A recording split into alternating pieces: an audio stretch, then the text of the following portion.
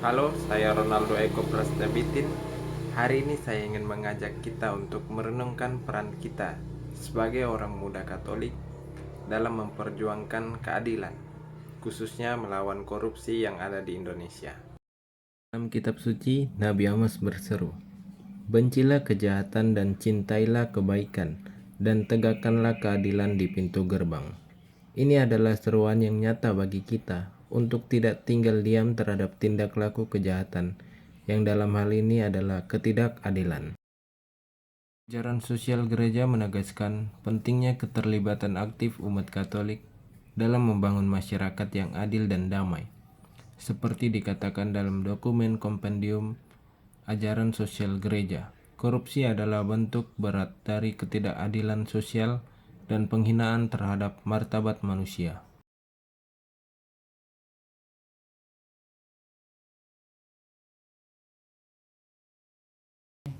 Korupsi itu kan kejahatan ekstraordinary, kejahatan luar biasa ya, yang mencuri harta negara, yang itu memiskinkan rakyat gitu. Ini negara, penyakit ini, korupsi ini dimanapun di dunia ini menjadi kanker bagi tubuh negara.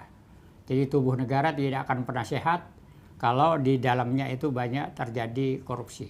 Jadi untuk itu saya kira hukuman yang paling tepat bagi para koruptor itu adalah ya tentu untuk harus mengembalikan kekayaan negara itu sebanyak-banyaknya.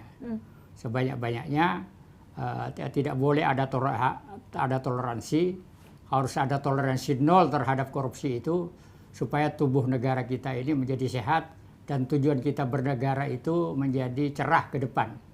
Dan kita harus, rakyat Indonesia ini harus punya hak untuk beroptimis untuk menatap masa depannya. Menjadi pejuang keadilan dalam kehidupan sehari-hari, kita bisa memulainya dari hal-hal yang kecil. Contohnya, jujur saat ujian, menolak suap, serta berani menyuarakan kebenaran.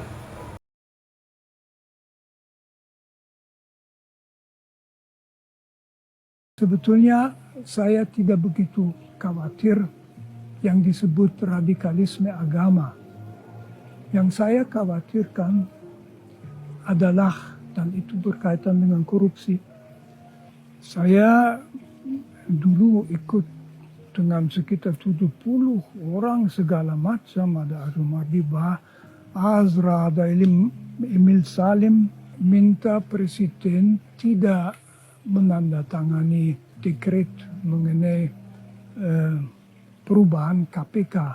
Tapi tidak diperhatikan. Saya berpendapat bahwa itu perkembangan yang buruk. Bahwa Indonesia terpecah secara vertikal. 50% di atas mereka terus lebih baik, dan 50% di bawah itu tetap belum sejahtera betul, malah 10% itu masih miskin. Dan yang 50% itu mendapat kesan Indonesia itu milik mereka dan mereka tidak peduli.